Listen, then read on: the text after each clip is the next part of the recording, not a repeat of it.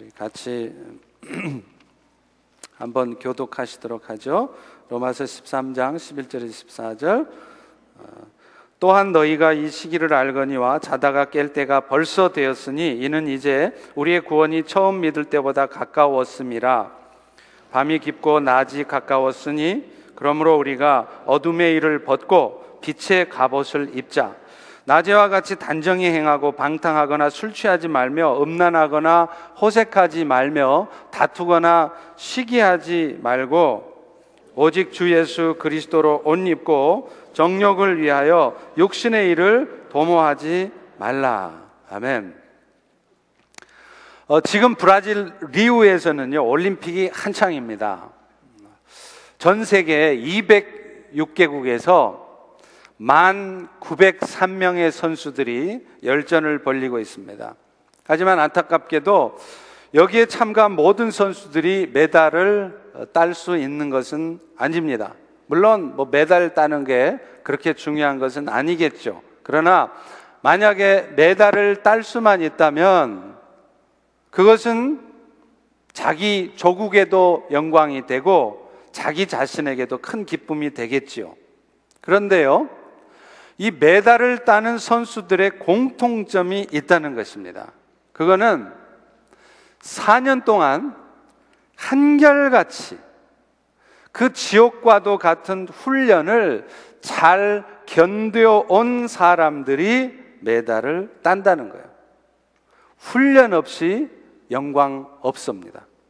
고통스러운 인내 시간 없이 영광은 없는 것입니다. 그런데 그들로 하여금 그 지옥과 같은 훈련 어떻게 하면 피할 수 있을까? 나한테는 그런 훈련 좀 안 오면 안 되나? 그렇게 돌아가고 싶은 훈련?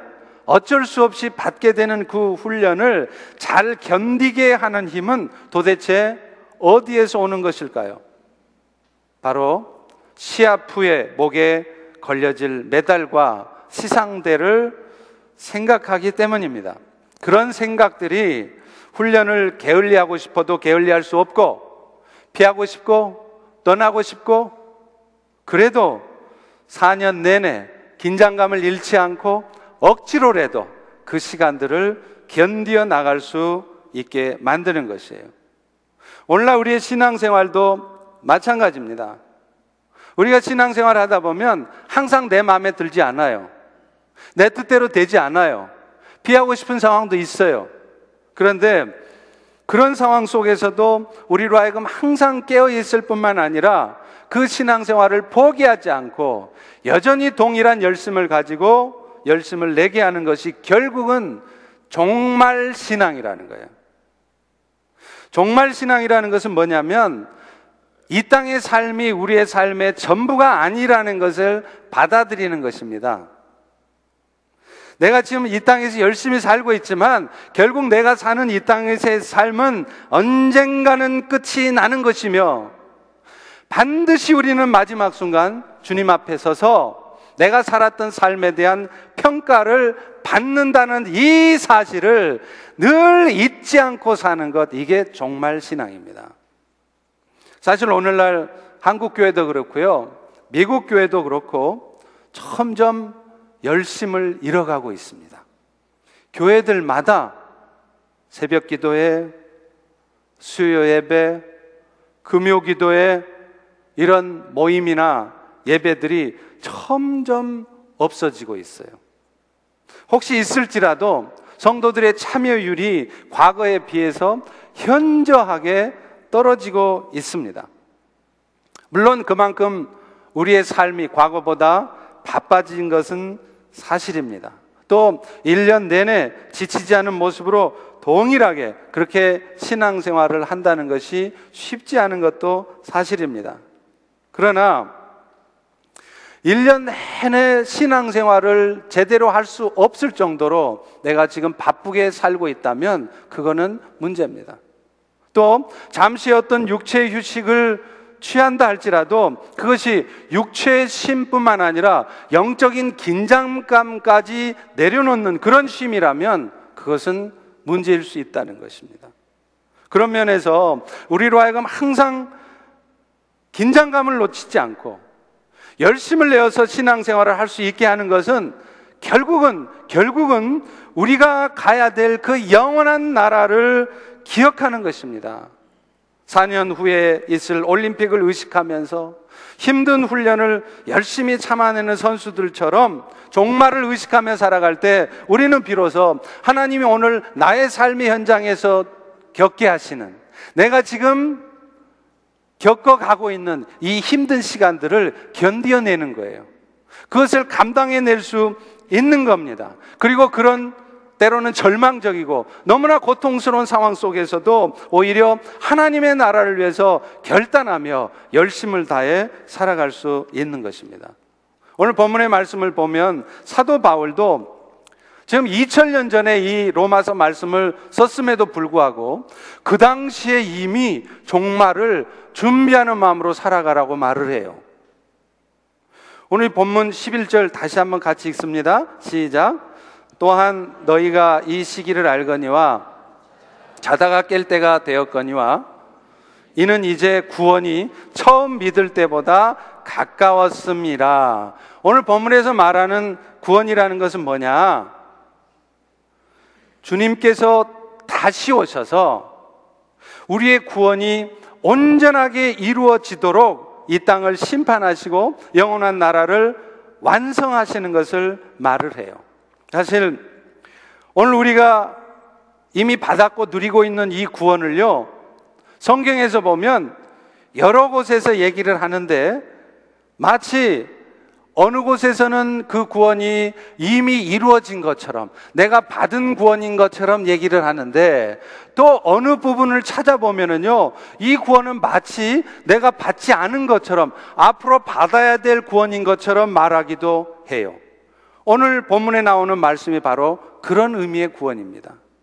그렇다면 왜 이런 일이 생길까요? 그것은 우리가 받은 구원에는 세 가지의 측면이 있기 때문입니다. 가장 먼저 구원의 과거적인 측면이 있어요. 이것은 우리가 예수를 믿고 구원을 얻었다, 목사님 저는 이미 예수 믿고 구원 받았어요 라고 말할 때의 구원이에요.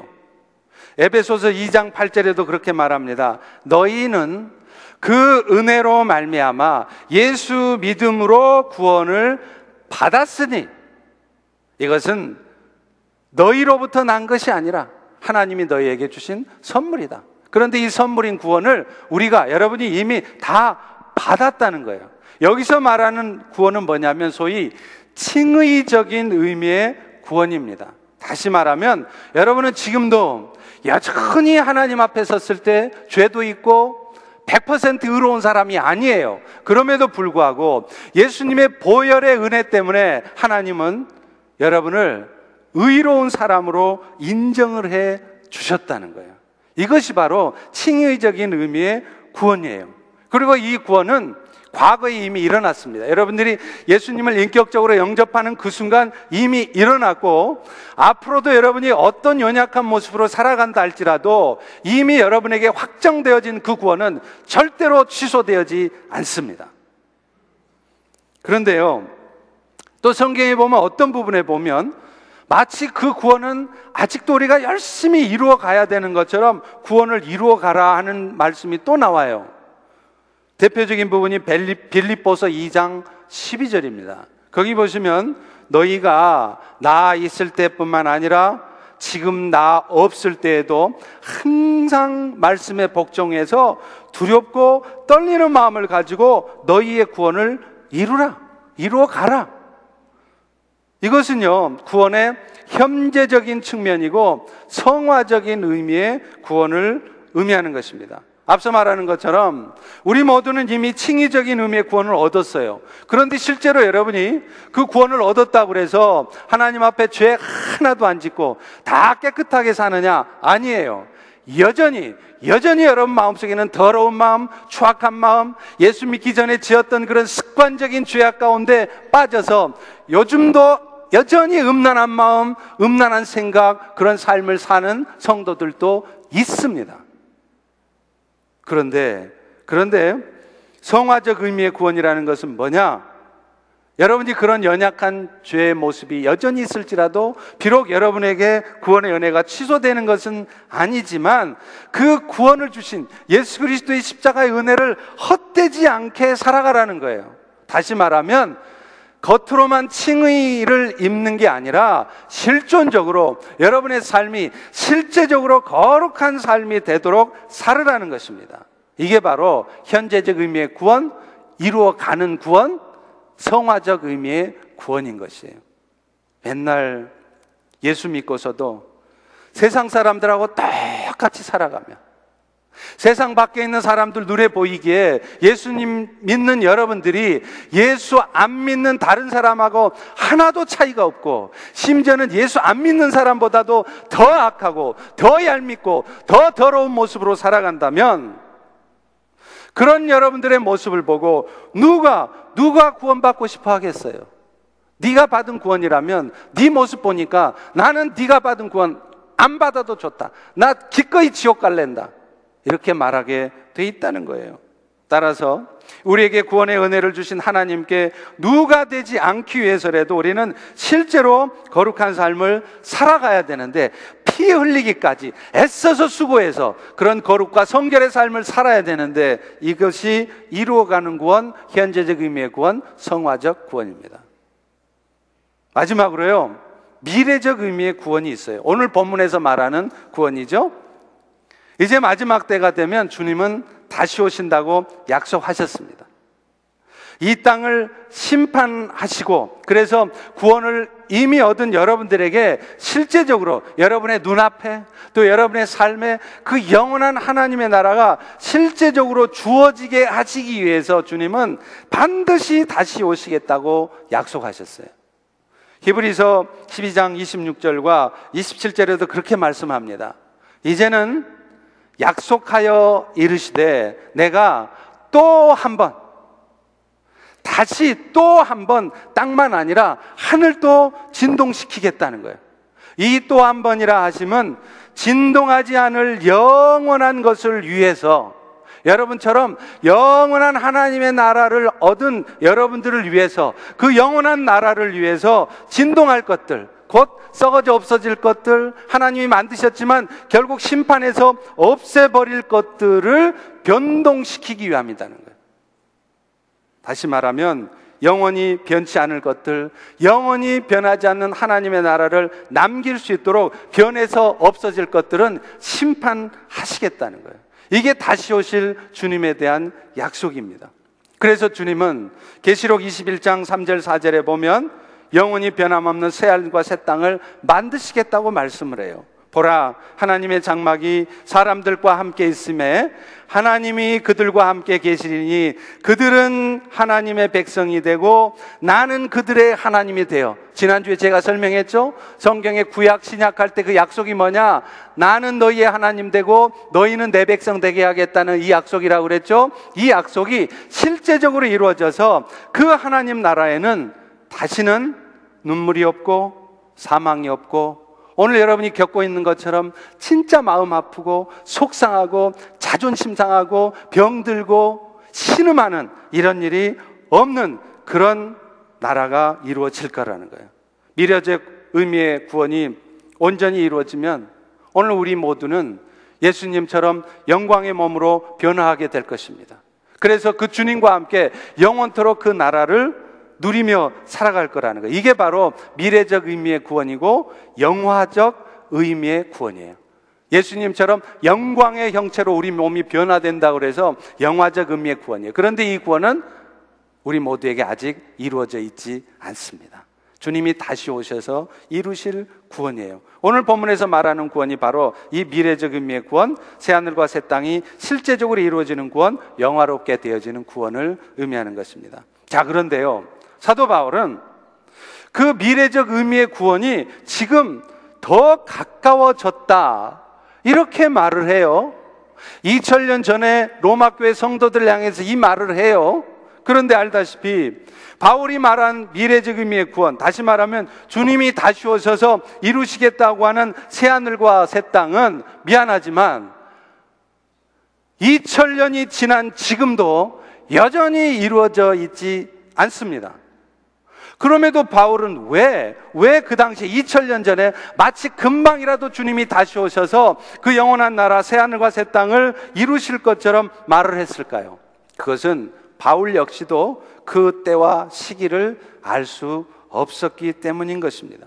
그러나 어찌되었든 바울은 그만큼 모든 성도들은 주님이 다시 오셔서 이 세상을 심판하시고 영원한 나라를 이루실 날이 언젠지는 모르지만 늘 깨어있는 의식, 종말 의식을 갖고 긴장감을 갖고 살라고 말을 하는 거예요. 여러분, 2000년 전에 사도 바울이 이처럼 종말에 대해서 긴장감 갖고 살아야 한다고 말했다면 그 2000년 전 성도보다 훨씬 더 종말이 가까워져 있을 오늘 우리들은 어떻게 살아야 하겠습니까? 오늘 여러분은 여러분의 인생이 언젠가는 끝이 난다는 것을 기억하고 계십니까? 그 죽음이 10년, 20년 후가 아니라 당장 이 예배를 끝나고 나가는 순간 내 인생의 종말이 올 수 있다는 것을 생각하고 계십니까? 그렇기 때문에 내가 주님 앞에 설 것을 기억하면서 오늘 내가 어떻게 살아야 될 것인가를 생각하며 살아가고 계십니까? 아니면 주님 아시죠?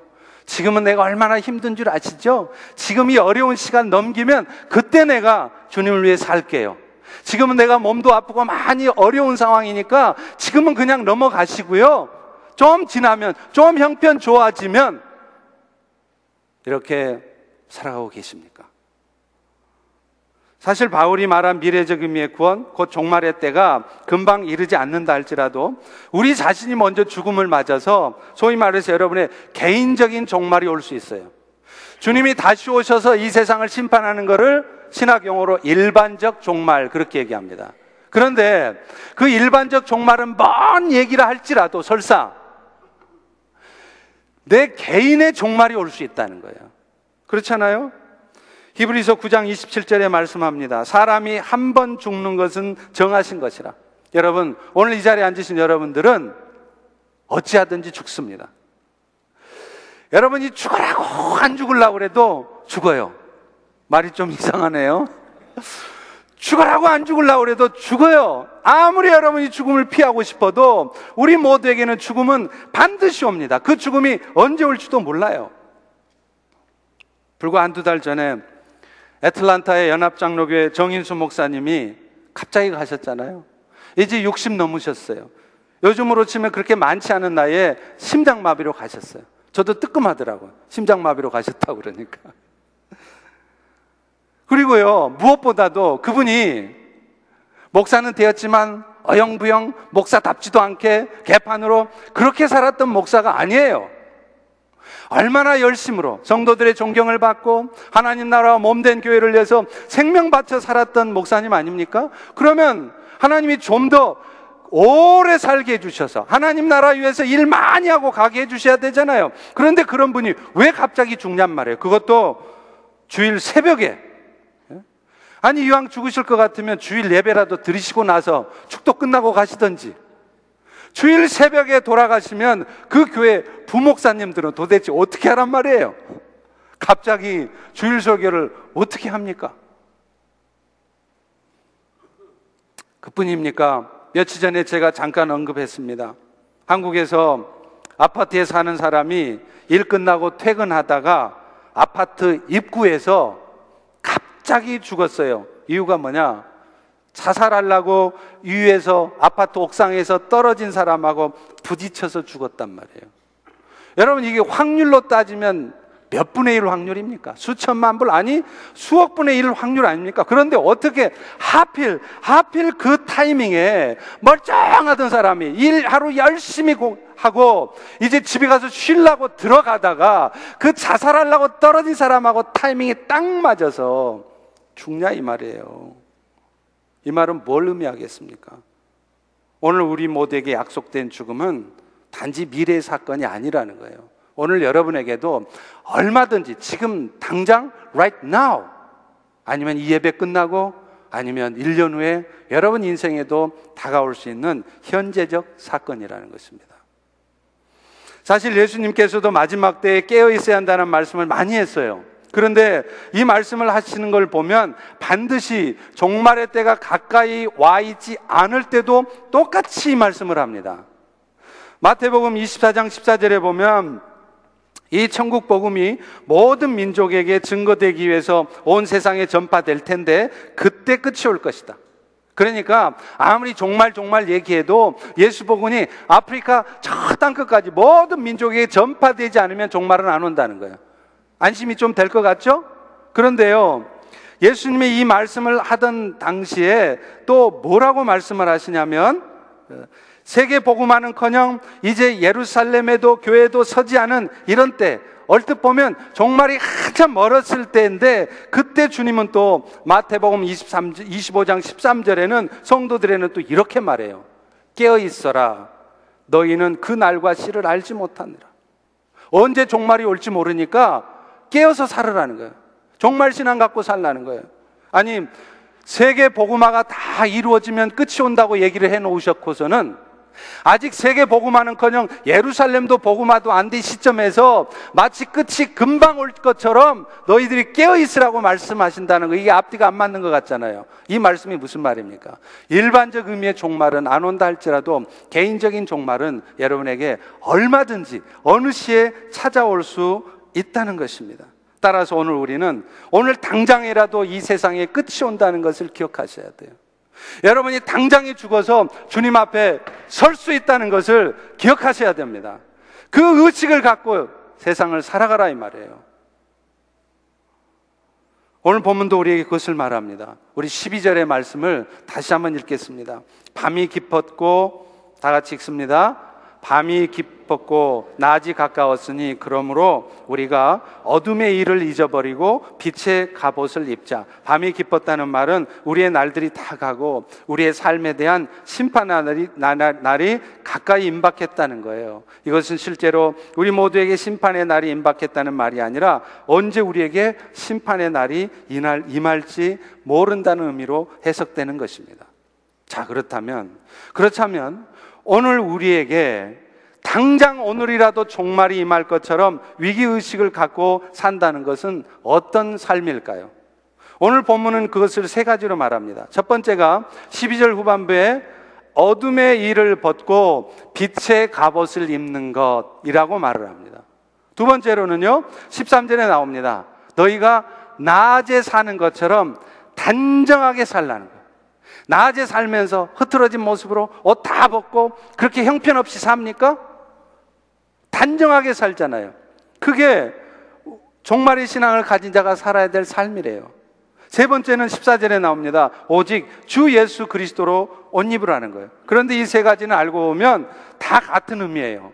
빛의 갑옷을 입는 것이 예수 그리스도로 옷 입는 것이고요, 그것은 곧 예수를 통해서 우리가 단정한 삶을 날마다 살아가는 것입니다. 사랑하는 성도 여러분, 오늘 우리 모두는 하나님이 정하신 때에 천국 백성으로 영원토록 하나님과 동행하며 살 것입니다. 그러나 적어도 그 시간이 오기 전까지 우리는 여전히 이 땅에 남아 살아요. 그런데 하나님께서는 우리가 이 땅에 사는 동안 우리를 향해 가장 원하시는 삶이 뭐냐? 오늘 여러분에게 하나님이 가장 원하시는 삶이 뭐냐는 거예요.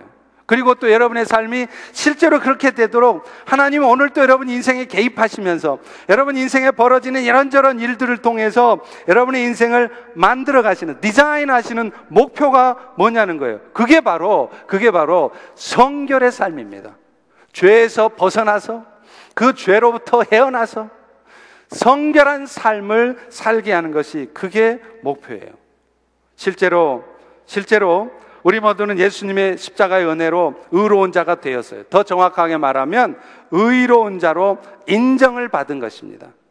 이것을 우리는 칭의다, justification이라고 한다고 그랬죠. 그런데 실제로는 전혀 의롭지 않은 우리를 마치 의로운 자처럼 인정을 해주셨는데, 근데요, 여러분, 십자가의 은혜는 여기서 끝나는 게 아니에요.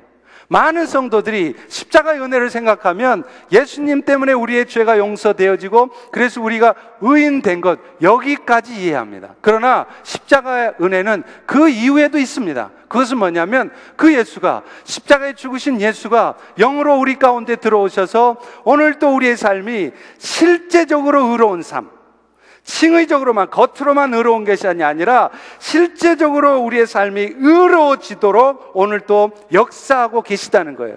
여러분, 이것이 우리가 들어야 될 복음이에요. 십자가의 복음은 예수님이 십자가에 죽으셨습니다. 그래서 그 은혜로 우리가 구원받았습니다. 이게 끝이 아닙니다. 구원받은 이후에 우리가 어떻게 살아야 되느냐? 사실 오늘날 교회 바깥이 아니라 교회 안에 다시 선포되어야 될 복음이 바로 이 복음이에요. 예수 때문에 우리는 죄 용서 안 받고 의인이 되었지만 실제로 의인이 되어지도록 우리는 그리스도를 붙들고 피 흘리기까지 투쟁하며 살아야 된다는 것, 그리고 그거를 주님께서 이루시겠다는 것, 이게 바로 우리가 들어야 될 복음입니다. 예수님도요, 실제로 이 땅에 남아있는 제자들을 위해서 기도하실 때 마지막 요한복음 17장에 나오는 그 기도의 내용이 뭔지 아세요? 아버지여, 저들도 우리처럼 하나가 되게 하시고 저들도 성결하게 하시옵소서. 요한복음 17장 16, 17절입니다. 내가 세상에 속하지 아니함 같이 그들도 세상에 속하지 아니하였사옵나이다. 그들을 진리로 거룩하게 하옵소서. 아버지의 말씀이 진리입니다. 이미 그리스도의 은혜로 거룩해진 성도들이, 이미 더 이상 거룩해질 게 없을 것 같은 성도들이 진짜로 거룩해지기를 원하신다고 기도하고 있어요. 다시 말하면 여기서 말하는 거룩은 앞서 말한 칭의적 의미의 거룩이 아니라 우리가 실존적으로 거룩해지는 성화적 의미의 거룩을 의미하는 것입니다. 그렇기 때문에 오늘 우리는 우리의 구원에 대해서 이렇게 말할 수 있어요. 우리 다 같이 한번 따라서 해보겠습니다. 의로운 삶은 구원의 조건이 아니고 구원의 목표다. 우리를 구원해 주신 주님의 목표가 바로 이거라는 거예요. 그런데 오늘 우리는 그렇게 거룩해 살고 계십니까? 어제 토요 새벽 찬양 예배 강사로 오신 목사님 말씀을 통해서 제가 도전이 되는 게 있었습니다. 여러분, 오늘날 앞서 말한 것처럼 미국 교회도 한국 교회도 점점 망해가고 있어요. 영적인 힘을 잃고요, 성도 수는 점점 줄어들고 교회는 점점 줄어들고, 그런데 그런 망해가고 있는 것 같은 이 상황에서도 하나님의 신실한 역사는 지금도 계속되고 있다는 거예요. 하나님은 교회들이 다 무너져가고 교회들이 문 닫고 교회들이 다 무너져가는 이 상황 속에서도 하나님은 이 시대를 향한 뜻을 이루기 위해서 영적인 파도를 일으키고 있다는 것입니다. 바꿔 말하면 이 시대 교회들이 다 문 닫고 있고 미주 한인 교회들이 다 죽어가고 있어도 다 그런 것은 아니라는 거예요. 이 교회들 중에도 하나님이 영적 파도를 일으켜서 사용하는 교회가 있고, 이 성도들 중에도 하나님께서 영적 파도에 태워서 쓰시는 성도들이 있다는 거예요. 여러분, 맞는 얘기입니다. 그런데 여러분, 우리가 하나님의 뜻을 이루어가기 위해서 타야 될 그 영적 파도는요, 우리 힘으로 이루어지는 게 아니에요. 여러분은 죽었다 깨나도 그 영적 파도를 일으킬 수 없습니다. 우리 교회가 죽었다 깨나도 그 영적 파도 자체를 우리 힘으로 이뤄내지 못해요. 그건 순전히 하나님이 하시는 거예요. 순전히 하나님께서 시대를 향한 뜻을 갖고 영적 파도를, spiritual tide, spiritual wave를 주세요. 그런데 그 영적 파도에 탈 수 있는 교회, 그 영적 파도에 태워질 수 있는 성도가 어떤 사람이냐? 성결한 사람이라는 거예요. 하나님은 성결하지 않은 사람은 절대로 쓰시지 않습니다. 여러분이 아무리 뛰어난 머리를 갖고 있고, 여러분이 아무리 열심히 살고 있고, 아무리 여러분이 전략적으로 준비해도요, 여러분의 삶이 성결해 있지 않으면, 우리 펠로십 교회가 하나님 보시기에 온전하고 성결해 있지 않으면 하나님은 우리 교회를 쓰시지 않습니다. 여러분들을 쓰시지 않아요.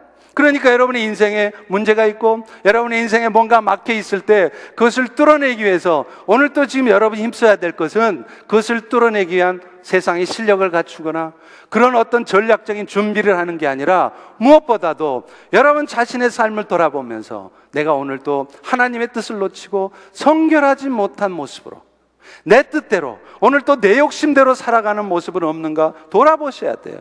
그래서 그 여러분의 삶을 하나님 앞에 내려놓고 더 겸손하게, 더 성결하게, 더 온전한 모습으로 살아가면 하나님은 여러분이 생각지도 못하는 방법으로 여러분의 문제를 해결하신다는 거예요. 사실 그렇습니다. 오늘 우리도 우리의 삶에 이런저런 어려운 시간들이 와요. 근데 그 이유가 뭔지 아세요? 바로 이것 때문이에요. 내 생각에는 이 정도면 그래도 제가 세상 사람들보다는 좀 거룩하지 않습니까? 그렇게 생각하실지 모르겠어요. 하나님, 제가 그래도 우리 교회 김집사 보시잖아요.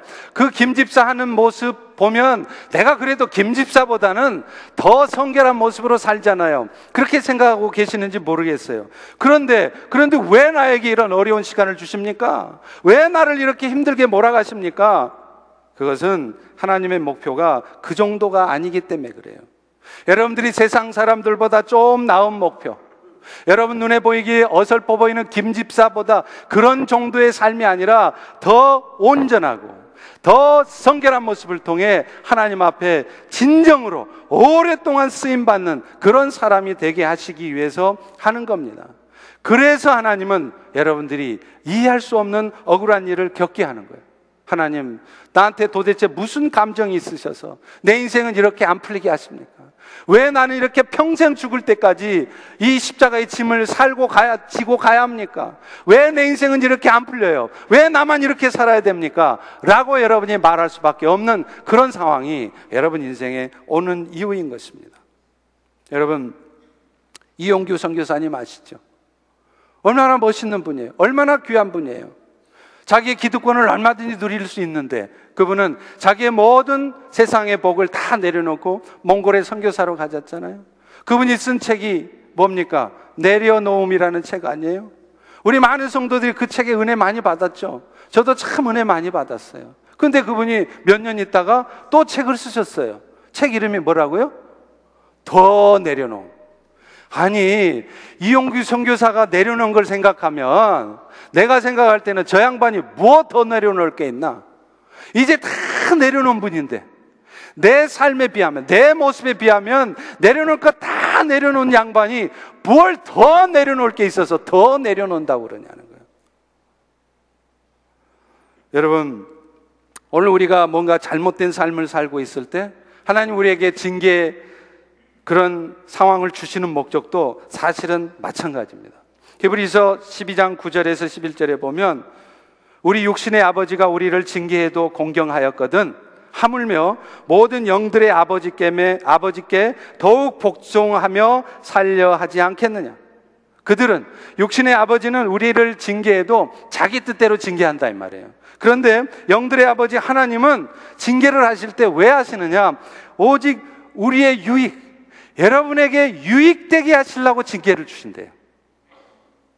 여러분이 유익이 된다는 게 뭐냐? 결국은 여러분이 거룩함에 참여케 되도록 여러분 안에 아무도 모르지만 여러분 마음속 깊은 곳에 숨겨져 있는 여러분의 그 알량한 자존심, 여러분 안에 깊은 곳에 숨겨진 절대로 포기하고 싶지 않은, 하나님이 뺏어간다 할지라도 하나님 내 이것만큼은 절대로 못 가져갔습니다, 이건 절대 포기하고 싶지 않습니다, 끝까지 붙들고 싶은 그 욕심, 그것까지 다 내려놓게 하시려고 더 겸손하고 더 성결하게 더 온전하게 되게 하시려고 하나님이 오늘 여러분 인생에 개입하시는 것입니다.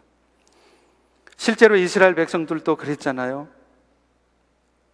하나님의 백성으로 택함을 받아서 하나님의 보호하심을 받고 살면서도 그들은 늘 불평했어요. 왜냐하면 자신들이 바라고 원하는 대로 되지 않는 거예요. 내 욕심은 요만큼 살았으면 좋겠는데 하나님 그렇게 안 해주신다 이 말이에요. 그러니까 내 욕심으로 정한 목표를 이뤄내기 위해서 죽을 똥 살 똥 살아요. 밤낮으로 밤낮 구별 없이 살아요. 왜? 그 목표를 빨리 이루고 빨리 가지고 싶어서. 근데 뜻대로 안 돼요. 그래서 그들이 결국 한 게 뭡니까? 가나안 사람들이 섬기던 우상 숭배를 해요. 그 우상 숭배가 하나님이 기뻐하시지 않는 일이라는 것을 이스라엘 백성들이 몰랐을까요? 뻔히 알았어요. 우상 숭배하면 하나님이 안 좋아하시고 어쩌면 그것 때문에 진노하실 것이라는 거 뻔히 알아요. 그런데 불에 뛰어드는 불나방처럼 그것이 욕심이라는 거 뻔히 알면서 어쩌면 그것이 아무리 내가 노력해도 얻을 수 없는 것이라는 것 알면서도 그거 포기하고 싶지 않은 거예요. 그래서 그 우상을 향하여 달려듭니다. 솔로몬 한 시절부터 이스라엘에 유행하게 된 게 산당제사 아닙니까? 산당제사라는 게 뭐예요? 그게 뭐냐면 하나님도 섬기지만 가나안의 이방신도 섬기는 게 산당제사예요. 하나님 섬겨요. 하나님 버린 거 아니에요. 하나님께 제사 드려요. 예배 드려요. 그런데 세상 신도 포기하지 않는 겁니다. 오늘 예수 믿는 성도들이 그리스도의 구속의 은혜를 기뻐하고 감사해요. 그래서 주일날 와서 예배도 드려요. 그런데 세상에서의 삶, 세상에서 내가 누리고 싶은 그 욕심도 포기하지 않는 거예요. 우상숭배라는 게 여러분 불상 앞에 절하는 것만이 우상숭배가 아닙니다. 내 마음속에 하나님보다도 뭔가를 더 좋아하고 더 놓치고 싶지 않은 게 있다면 그게 우상숭배예요. 그러니 하나님, 나는 불상 앞에 절 안 했습니다. 하나님, 나는 간음 안 했습니다. 하나님, 나 사람 안 죽였어요. 그러니 나 우상숭배도 안 하고 나는 죄 있는 사람 아닙니다. 그렇게 말할 수 없다는 거예요. 오늘도 여러분 마음속에 하나님보다도 자식이 더 소중해요. 하나님보다도 여러분 마음속에 비즈니스가 훨씬 더 소중해요. 그렇다면 여러분 예배도 드리고 신앙생활도 잘하고 있을지라도 그것을 포기할 수 없다면 여러분은 지금 우상숭배하는 거예요. 여러분이 욕하고 여러분이 비난하는 이스라엘 백성들과 하나도 다를 바 없이 지금 여러분들은 살아가고 있는 것입니다. 하나님은 그런 이스라엘을 돌이키게 하기 위해서 선지자들을 보내요. 그래서 계속 말씀을 주십니다. 마치 오늘날 성도들을 향해서 귀에 못이 박히도록 하나님의 말씀이 들려지게 하는 것과 같아요. 주일날만 되면 여러분 예배 드리러 와서 늘 이 말씀 듣잖아요. 뭐 다른 말씀 들으세요? 뭐 새로운 말씀 있어요? 다 똑같아요. 항상 똑같아요. 하나님도 그러셨어요. 그런데 이스라엘 백성들은 그 하나님의 말씀에 귀 기울이지 않습니다. 결국에는 자기들 욕심대로 살아요. 그럴 때 하나님은 이스라엘이 바벨론에 의해 멸망당하게 하세요. 바벨론의 포로로 끌려간 그들은 하나님이 정해놓으신 70년의 그 노예 생활을 당한 후에야 비로소 깨닫습니다. 그래서 마침내 하나님이 그 이스라엘을 회복시켜 주셔서 예루살렘으로 돌아왔을 때 그들이 가장 먼저 한 일이 뭡니까? 무너져 있는 여호와의 성전을 세우는 일이었습니다. 예전 같았으면요, 이런 고난 같은 상황을 겪지 않았을 때는 가장 먼저 뭘 했을까요? 자기 집 수리하는데 가장 먼저 했을 거예요. 그런데 그들은 포로 생활을 통해 자신들의 삶에 있어서 하나님은 놓칠 수 없는 존재라는 사실, 하나님이 나의 삶의 전부라는 사실을 깨닫습니다. 내가 아무리 노력해도, 내가 아무리 애써서 나의 삶을 내 뜻대로 살아가려 해도 하나님이 축복하시지 않으면, 하나님이 하시지 않으면 아무것도 되는 것이 없다는 것을 깨달은 거예요. 그래서 그들은 가장 먼저 무너져 있는 여호와의 성전을 세웠습니다. 오늘날 우리도 인생의 어려운 상황을 접하고 나서야, 심각한 그런 상황을 겪고 나서야, 이렇게도 할 수도 없고 저렇게도 할 수도 없는 그런 절망적인 상황을 경험하고 나서야 비로소 하나님의 은혜를 깨닫고, 그런 고통 앞에서 하나님, 이 문제만 해결해 주시면, 이 어려움만 하나님이 해결해 주시면 이제는 주님을 위하여, 이제는 교회를 위하여, 그런 고백을 하시지 않습니까? 하나님이 오늘 우리에게 이런저런 억울한 상황들, 또 억울한 소리를 듣게 하시는 이유도 바로 이것입니다. 내가 견디기 힘들 정도의 일 때문에 도대체 지금 이 상황에서 내가 뭘 어떻게 해야 될지 아무런 답이 안 나오는 상황으로 우리를 몰아가시는 이유도 바로 그것이에요. 오늘 여러분이 걱정해야 될 것은 이 절망적인 상황을 내가 어떻게 돌파할까를 걱정하지 마십시오. 여러분의 지혜로 절대로 돌파할 수 없습니다. 여러분의 지혜로 그 상황이 바뀌지 않습니다. 하나님은 오늘 이런 상황을 통해서 여러분이 더 성결하라는 것이에요. 여러분 마음속 깊은, 누구도 알지 못하는 습관적인 죄악들, 음란한 죄악들, 세상을 향한 포기하지 않는 욕심들, 이런 부분들이 제거되어지지 않으면 여러분은 결코 하나님 앞에 쓰임받지 못합니다. 더 겸손하라는 거예요. 나 이만만 하면 겸손하자요. 나 잘난 척 안 했잖아요. 아니에요. 사람들 앞에 잘난 척 안 해도 내 생각에 굳어져 있는 그런 사고방식, 그게 겸손하지 않은 것입니다. 하나님은 우리가 더 낮아지라는 거예요. 그럴 때 비로소 우리는 하나님을 뜻을 이루는 자로 설 수 있기 때문에 그렇습니다. 오늘 본문의 사도 바울도요, 우리가 살아야 될 성결의 삶을 세상의 사람들과 모습과 비교해서 설명해요. 12절에 보면 그것이 어둠의 일이라고 나오고요, 13절에는 방탕과 술 취함과 음란과 호색과 다툼과 시기라고 얘기합니다. 그리고 마지막 14절에는 정욕을 위해서 육신의 일을 도모하는 거예요. 다 마찬가지예요. 오늘 여러분이 지금 여러분의 인생의 위기, 안 풀려지는 상황에서 여러분이 고민해야 될 것은 이 말씀을 듣고 혹 내 안에 이런 모습은 없는가 돌아보시는 거예요. 여러분의 지혜로 지금 이 상황을 돌파하려고 애쓰지 마세요. 절대로 안 됩니다. 나를 더 성결하는 데 더 집중하십시오. 위기의식이 없이, 종말의식이 없이 살아가는 사람들은 어떤 모습일까요? 그것을 오늘 본문은 방탕과 술 취함이라고 말해요. 방탕이 뭐냐? 늘 정신없이 세상의 쾌락 가운데 살아가는 건달 같은 삶을 말해요.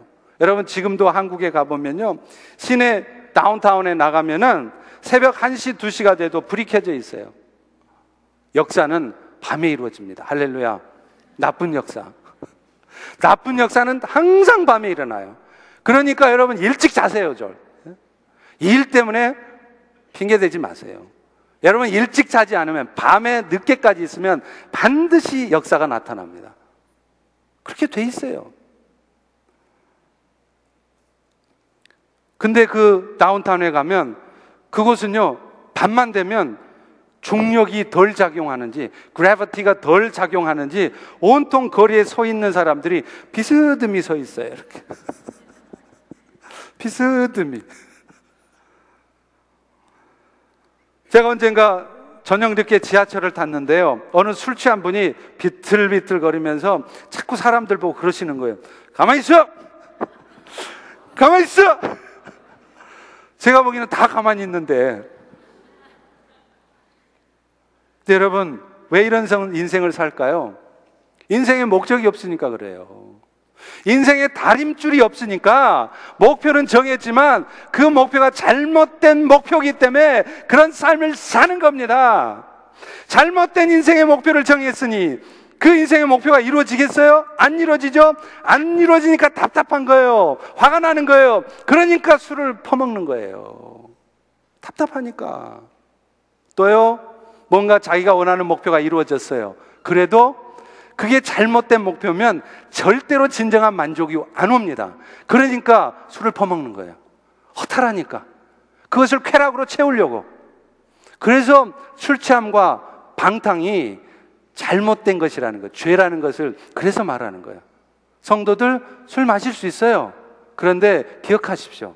술 취함과 방탕은 결코 성결한 삶이 아닙니다. 정말 성결한 목사님이, 정말 성결한 장로님이 술 한 잔씩, 저녁마다 한 잔씩 홀짝홀짝 하는 그런 분 보셨어요? 핑계대지 마세요. 또 음란하고 호색한 자라고 말해요. 음란이라는 단어가 코이테라는 말인데 이게 침대라는 뜻이에요. 금지된 침상을 향해 잘못된 욕망을 갖는 거예요. 무슨 짓이든 개의치 않고 악을 저지릅니다. 요즘 젊은이들은 서로 마음이 통하면 그날로 끝이에요. 뭐 필이 꽂힌대나? 이것은 여러분 동물적인 사랑입니다. 동물하고 똑같이 사는 거예요. 그것을 우리 젊은이들은 사랑이라는 이름으로 포장을 하는 거예요. 그게 무슨 동물적인 사랑이지 사랑입니까? 서로가 좋으면 무슨 짓을 해도 상관없어요. 그런데 이런 악한 일이 교회 안에서도 일어난다는 거예요. 실제로 고린도전서 5장 1절에 보면 사도 바울이 이렇게 말합니다. 너희 중에 심지어 음행이 있다 함을 들으니 그런 음행은 이방인 중에서도 없는 것이라. 왜냐? 누가 그 아버지의 아내를 취하였다. 여기서 말하는 아버지 아내는 아마 생모는 아닐 겁니다. 계모쯤 될 거예요. 어찌 됐건 아무리 step in mother? mother in step인가? stepmother. anyway. 계모를 범하는 거예요. 교회 안에 있어요. 여러분, 교회 아니라고 깨끗하다고 생각하세요? 아니에요. 제가 알고 있는 것도 있어요. 우리 교회 안에도 있어요. 이런 더럽고 추악한 일이 교회 안에도 있다 이 말이에요. 이런 모습을 가지고 어떻게 여러분이 쓰임받습니까? 여러분 안에 음란한 마음, 여러분 안에 옛날에 그 예수 믿지 않았을 때 지었던 그 음탕한 더러운 마음들, 추악한 마음들로 오늘 또 저녁마다 그 추악한 마음을 만족시키는 그 더러운 습관 가운데 있으면서 여러분의 인생이 풀려지기를 기대하십니까? 택도 없는 소리 마세요. 성결하셔야 돼요. 그 음란한 마음을 버리셔야 됩니다. 자기 가정을 파탄시켜 놓고서도 부어 잘났다고 다른 여자와 살면서도 떵떵거리면서 얘기해요. 아주 분노가 치밀어요.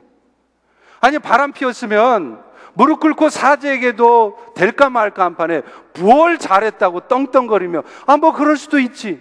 이게 무슨 말도 안 되는 말입니까? 이런 일이 교회 안에 있다니까요.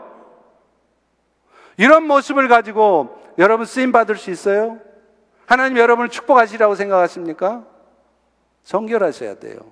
음란의 죄들을 이겨내셔야 됩니다.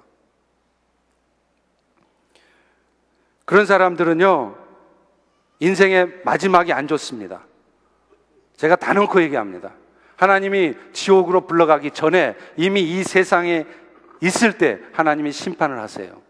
틀림없이 인생의 말로가 안 좋아요. 하루빨리 그 음란의 죄로부터 돌아서십시오. 사도 바울은요, 또 다툼과 질투를 말해요. 다툼이라는 것은 서로 악한 경쟁심을 가지고 자기만을 내세우는 것을 말하는 것이죠. 남을 짓밟고서라도 자기만 살겠다는 무서운 욕망이죠. 근데 이런 모든 것들은 시기와 질투에서 오는 거예요. 자기한테 없는 것이면 무엇이나 탐내고 어차피 내 것 안 될 것 같으면 다 같이 망하자는 심산입니다. 근데 사람들 마음에는요, 이런 고약한 마음이 있어요. 못 먹는 감 찔러나 보자고 내가 가질 수 없는 것이면 가만히 안 놔둬요. 이게요, 없는 것 같죠? 아니에요. 여러분 마음속에 다 있어요. 그거 작을 뿐이지 다 그 더러운 마음이, 이 아주 고약한 마음이 다 숨어 있어요. 그런 마음 때문에 자존심 상하는 겁니다. 그런 마음 때문에 배 아픈 거예요. 그런 마음 때문에 해코지 하는 거예요. 그런 마음들을 여러분이 정리하지 않으면 여러분의 삶의 회복은 없다는 것을 알아야 됩니다. 지금까지 우리는 종말의식 없이 사는 사람들 모습을 봤죠. 그들은 자신들의 삶이 평가받는 사실을 알지 못하거나 인정하지 않습니다. 그래서 결국은 세상을 자기 욕심 따라 살아가요. 그것 때문에 어떤 고통이 와도 내 삶에 왜 이런 고통이 오는지 그 이유를 몰라요. 그래서 그 고통스러운 상황을 해결하려고 엉뚱한 짓을 자꾸 해요. 근데 해결 안 나요. 죄 때문에 그런 걸요. 성결하지 못한 삶 때문에 그런 걸요.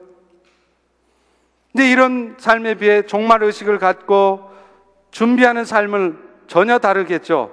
성령을 모시고 사는 사람들이고 항상 종말이 언제 올지 모르는 긴장감 속에 사는 사람입니다. 한마디로 깨어있는 사람이에요. 이런 사람을 오늘 바울은 13절에 낮에와 같이 단정히 행한다라고 말해요. 여러분, 단정이라는 말이 뭐냐? 끝 단자 바를 정자예요. 그러니까 끝까지 바르다는 거예요. 처음에는 발랐다가 나중에는 대충이 아니라 처음부터 끝까지 계속 바르다는 거예요. 우리 그러잖아요. 처음에는 바른 생각을 해요. 바른 결정을 해요. 그래, 포기하자. 그래, 그거 내 거 아니야. 그래, 내가 주님을 위하여, 하나님을 위해서 포기하지. 포기했다가 이틀, 3일 지나면 생각이 바뀌어. 아니지, 내가 왜 이걸 포기해?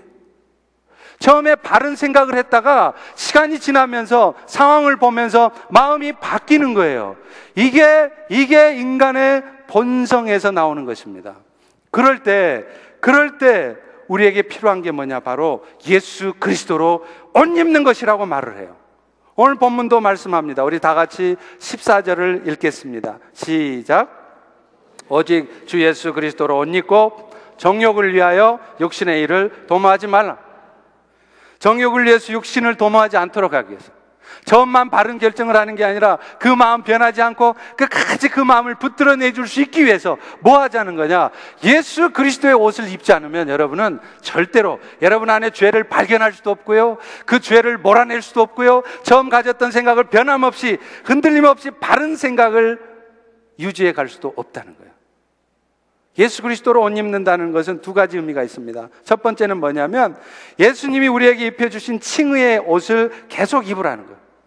우리는 여전히 육체의 본성이 있기 때문에 여러분이 아무리 착하게 살려고 해도, 죄 안 짓고 살려고 해도 죄를 짓게 됩니다.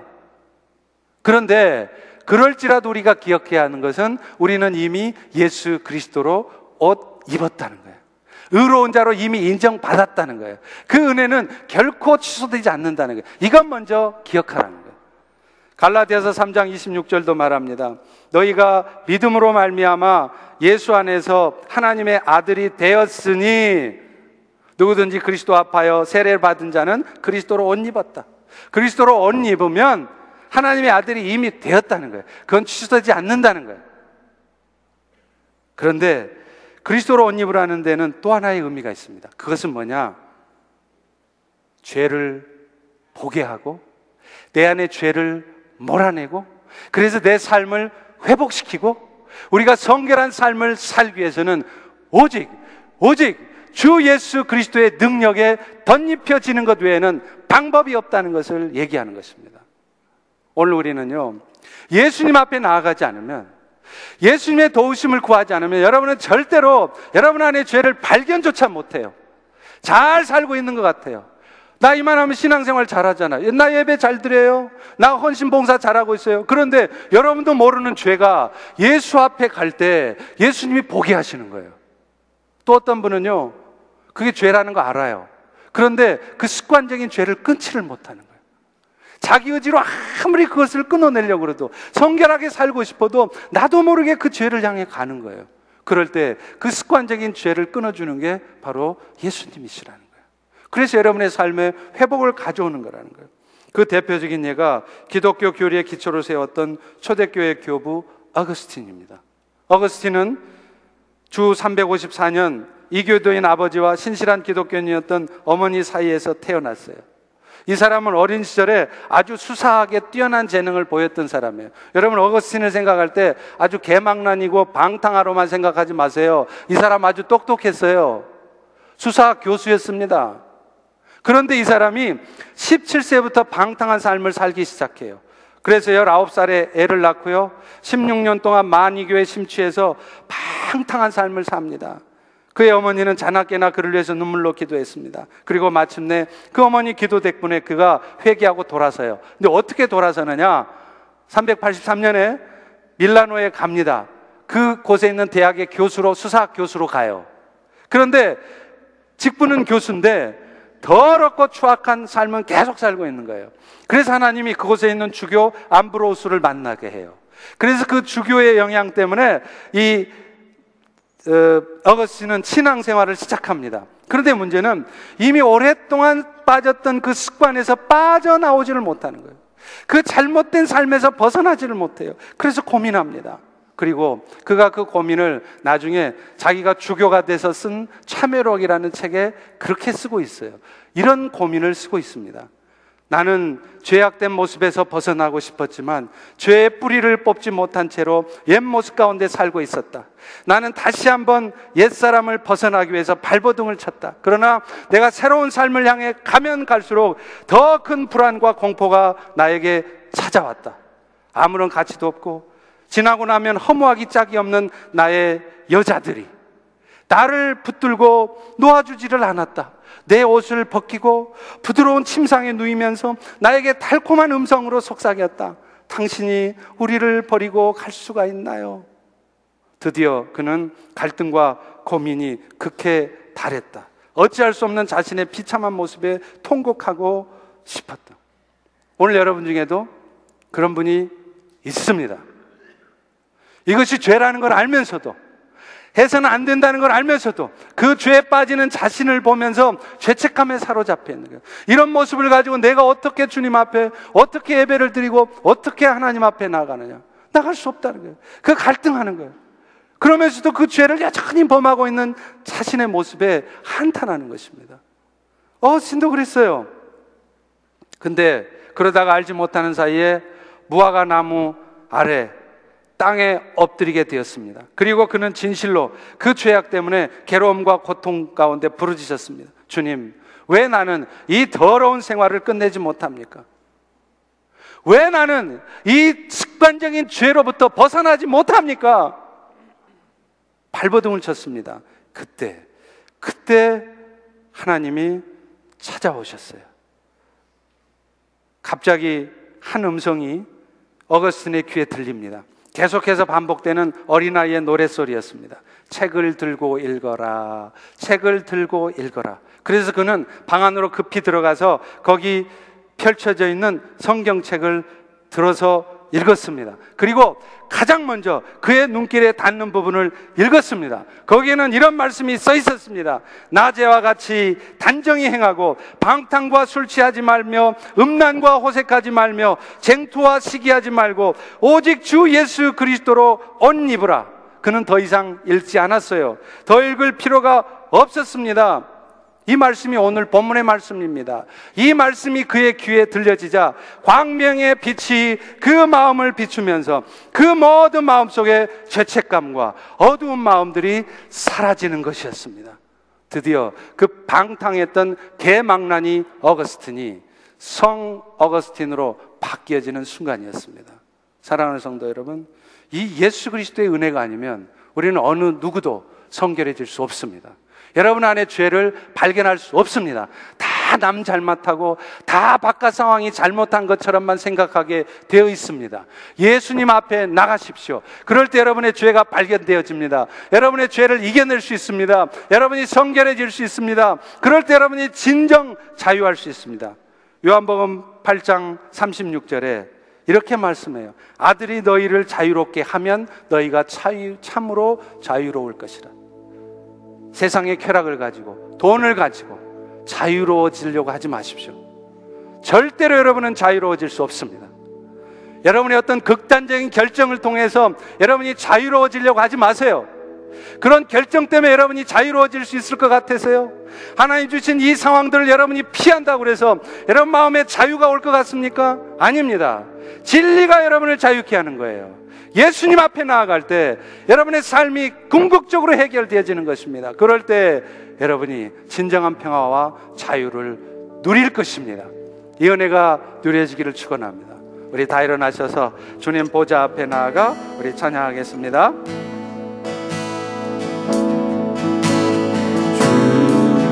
주님 보좌 앞에 나아가 참된 안식과 기쁨 나 누리겠네.